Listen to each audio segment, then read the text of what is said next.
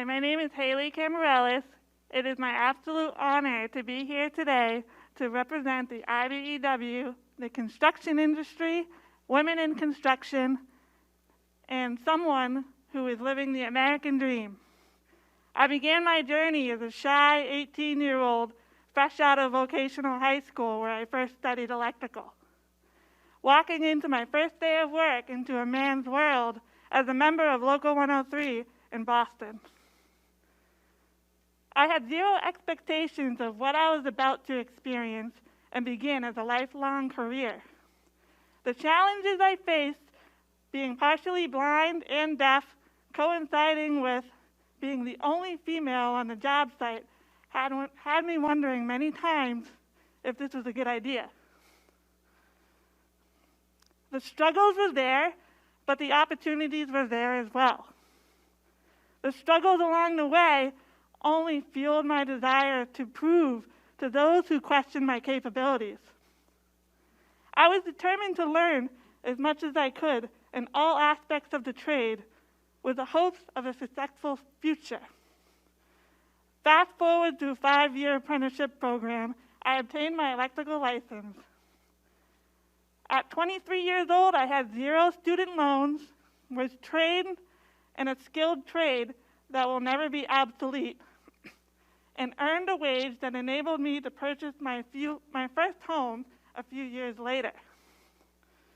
After gaining a decade of experience, I wanted to move into a position where I felt like I could have more of an impact. So for the last 5 years, I have been an estimator and project manager for one of the largest electrical contractors in the region, contracted out of Local 490. The collaborative effort that goes into a project, from the training, engineering, project planning, estimating, to the building phase, is unique with every project, and I love it. It's different every day. I'm grateful for the opportunity to grow from an electrician to a project manager in this evolving industry. More importantly, I am proud to be union.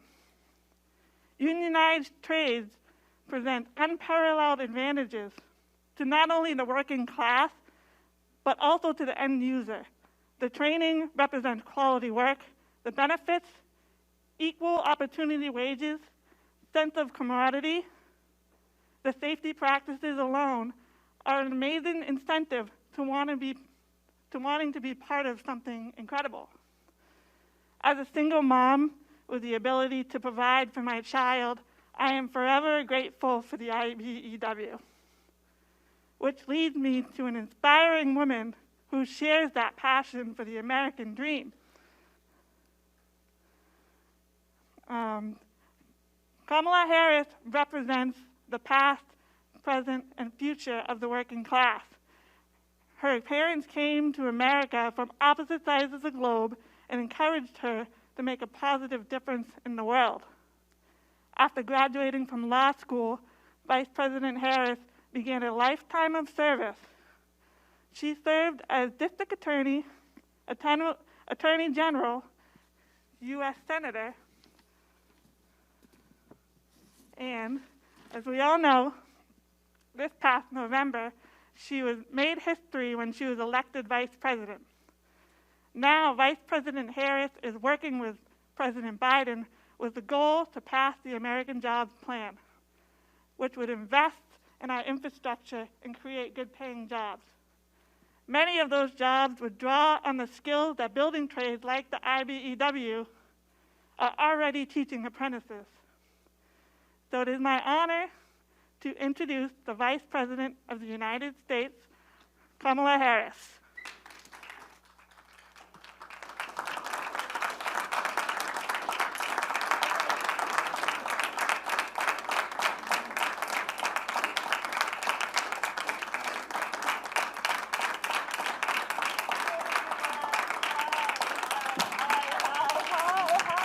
Hi. Can we please hear it for Haley? It's good to see everyone. Please have a seat. I spent some time with Haley where she was describing her journey and showing me, and she was showing me within the interior of the house, the work that she has done over so many years to build up the skills that she has and to be a real role model. So thank you, Haley, for that very kind introduction. It is great to be in the House of Labor. It is great to be in the House of Labor. So I want to thank everybody and IBEW 490 for welcoming us. I am so just honored and happy to be yet again in New Hampshire with my dear friend, the former governor and one of the current United States senators from New Hampshire, Jeanne Shaheen. I served with Jeanne while I was in the Senate for 4 years, and we were with Maggie, and I'll tell you, you guys have extraordinary leadership in those two. Jeanne is really one of the deans. You know, we have caucus lunches where we sit in a room with no cameras, and when Jeanne stands to speak, everyone becomes quiet. And she is always a forceful, persuasive voice, not only for the state of New Hampshire, but for working people throughout our country. And so, Jeanne, I want to just thank you in front of everyone for your leadership. Annie Custer, thank you again. We visited the bookstore where we spent time over a year ago together, and I want to thank you for your leadership and all that you do. She's been a particular fighter on a number of issues, as you know, but in particular thinking about infrastructure in the context of what do working people need to get to work. So yeah, they need to drive over good roads and bridges, and one of the other things working people need to get to work, childcare. So I want to thank you. And then Chris Pappas, there you are. You've been so wonderful. We've talked about what labor is doing and the power of organized labor and the importance of investing in organized labor if we are to invest in the future of our country and the strength of our economy. Chris Pappas, thank you so much. So it's great to be with you, and I'm here to talk about the American Jobs Plan, but to talk about it in the context of what's happening right here in this local. And I actually visited in Milwaukee, I guess well over a year ago, a local 494, IBEW, that is doing similar work. But the work that is happening here is the work of Haley. It is the work of Kelly, who I was with earlier. There you are, Kelly. It is of investing in the skill and the talent and the ambition of our neighbors, of our friends, of people we meet who walk through the door, who want to develop the skills that are going to be a part of building up our economy and, like Joe Biden says, building back better. And so thinking about it in that context, I'll say that the American Jobs Plan is about infrastructure. Yes, it's about roads and bridges, it's about childcare, it's about a number of things, but it's about also understanding that if we're going to build back better, America has to invest in the skills development of our workforce. And to do that, where we're going to get the greatest return on our investment, let's invest in IBEW. Let's invest in the building trades. Let's invest in those apprenticeship programs that, for as long as we can remember, have been some of the best in passing on the skills that are necessary to do the jobs that will build us back up.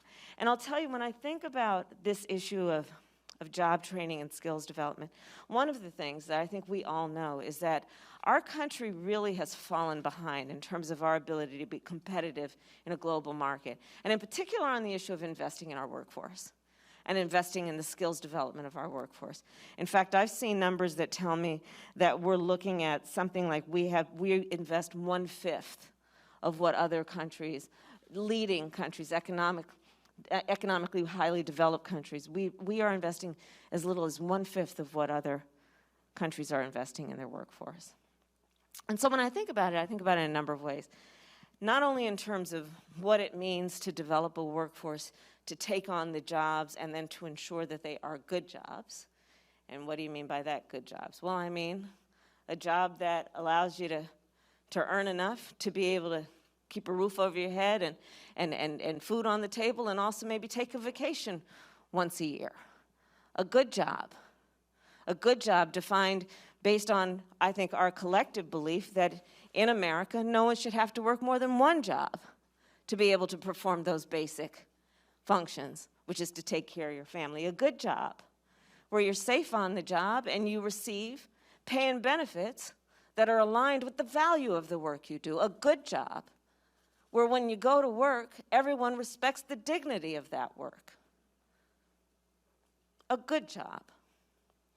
And so to invest in the workforce so that we can have and say that we will support good jobs, it also means, I think, having a really honest, frank conversation about how we've been talking about how we develop the skills and what's necessary to get a good job. And by that, I mean this. You know, I think that we have, in some ways, created this hierarchy about what we decide is a valuable education, where we have said, well, higher education, that's a very valuable education. And I'd like to challenge that point. I think that instead of talking about higher education, especially where we are now as a country, where we are because of technology, where we are because of the future of work, we should talk about it in the context of education after high school. Here's why. Almost any job that we need to be filled will require some education after high school. That's just a reality. And so let's then agree to that and say we're going to create then a variety of options for an individual to get education after high school. And that option will be, maybe it's a technical college, maybe it's an apprenticeship program, maybe it's a four-year college. But agreeing that we have to invest, if we are to invest in our future and the future of our workforce, in education after high school. And that's part of what is happening here. And also understanding that education after high school should recognize that for a lot of folks, some of the best good jobs don't necessarily require that you're going to walk across the stage with a diploma, but it does require that you'll have the skills to get that certificate to do that important work. And so that's why I'm here today. I'm here to hold up and to highlight the kind of work that's happening right here at IBW around what we need to do to invest in America's workforce. In the American Jobs Program, we have $100 billion going to workforce development programs. So $100 billion is being invested in exactly what IBEW is doing here. The skills development to let people take on the jobs that are going to be about building back up broadband.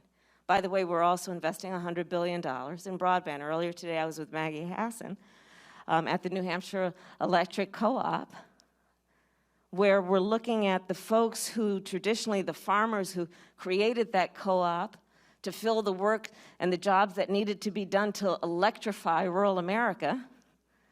They're now doing the work of laying the broadband that is necessary for families to be able to be productive, just like they needed electricity. Now everybody needs broadband, and let's always remember rural America and make sure we're putting the resources there as well. But the American Jobs Plan is about saying we are going to invest in America's future. And I'll tell you guys, Maggie and Jean knows this, and all of us know this, any member of Congress. You know, we get information, some of it classified, some of it, you read it in the paper, about how, a question about whether we are keeping or losing our competitive edge as a nation. And we need to pay attention to that. And we have to pay attention to it, yes, in the context of national security, but let's look at it also just in the context of what I like to call American aspiration. The very nature of who we are is we know how to aspire, to see things that can be regardless of what has been. And in our greatest moments, we have then invested in that vision. where we agree we are not going to be incremental in our approach. We're not going to say, oh, yeah, we'll take it slow, one day at a time. No, we say, let's be big. And when we set the bar high, the very nature of American aspiration is such that we always jump for it, and we do it. We said we were going to go to the moon, and then we planted a flag there. That's who we are. So the American Jobs Plan, some people will say, oh, that's a really ambitious plan. That's a lot. Well, sometimes it takes a lot of courage, a lot of vision, a lot of faith in the American people. Yeah, that's a lot to do the things that reflect who we are and have been as a nation in our greatest moments. And so that's what the American Jobs Plan is about. And it is about, yes, roads and bridges and thinking about what families and working people need to get to work. But it's also about an investment in our future in terms of what we need to do to actually be competitive, to create jobs and rise to this moment in the history of our country. And so that's where we are, and it's very exciting. We've come off of, and we're still in it, but we see a light at the end of the tunnel in terms of all that this pandemic has wrought in terms of the loss of life and jobs and normalcy. And this, I believe, is one of those things, this push to invest in America's future, that is going to give people a great sense of hope about what is possible and to remind people about what is possible.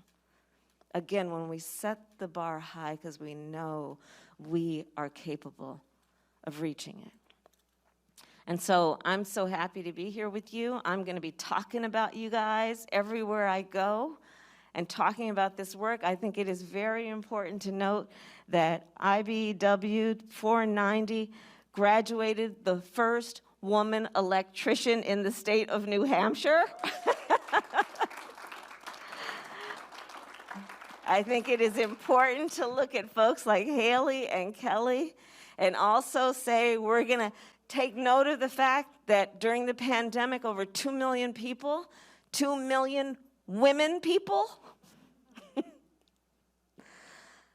became unemployed, and we have to be conscious of that. Let's take note of the fact that these apprenticeship programs are reaching out to and saying, let's bring more women in, because still only, I think I'm told something like only 6% of the workforce in the building trades are women workers, but yet they were showing me there's a thing called the pulley? The tugger. The tugger. That is some modern equipment that now allows you to tug these heavy wires to be able to do all the work we need to do to build what we need to build. And we want to make sure that we are, like IBEW right here, committed to making sure that the workforce is an equal representation of who we are. And I'll close with just a little bit of trivia. Did anybody know, do y'all know that hard hacks are actually unisex? How about that? So that makes the point, right, Annie Custer? That makes the point. So let's approach the work of building back up better, of building back up our workforce in a way that we are optimistic and excited and ambitious about what we are capable of achieving. I think this is a very exciting time. It is not going to be easy, and all of our friends know that.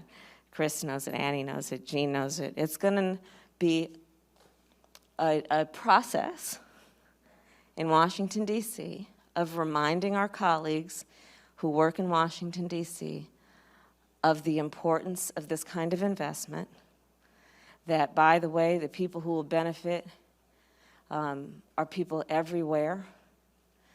It's going to be about laying broadband for rural America, understanding that our children need access to broadband to learn. Before the pandemic, maybe we thought it's important. Now we know it is a necessity. that our small businesses need access to broadband to be able to do their business. Our small businesses employ half of America's workforce and are an essential part of our economy. They need broadband. Let's look at our seniors, who we should take care of, and understand that if they don't have broadband, they don't have access to telemedicine. These are some of the things we're going to accomplish with the American Rescue Plan. We're going to focus on putting the money in the jobs that are necessary to get the job done. We're going to put the money in the places like IBEW that are going to train the workforce. And we're going to remind our friends in Washington, D.C., that the people who will benefit from this work, when they're trying to drive to work over potholes, they're not thinking about whether it's a Republican or a Democrat. They're thinking about the fact that if they have to keep driving over those potholes, then they're going to be out of pocket probably at least a $400 unexpected expense to fix or replace those tires. All of the people who need the jobs and will benefit from the jobs, it's not partisan. It's not even bipartisan, it's nonpartisan. So I'm back in New Hampshire to thank you all for the work you do. I think New Hampshire, in a very special way, really does do the work that is about what is practical, what is right, what makes sense. And that's why I wanted to come back here and see you all. So thank you very much. Thank you.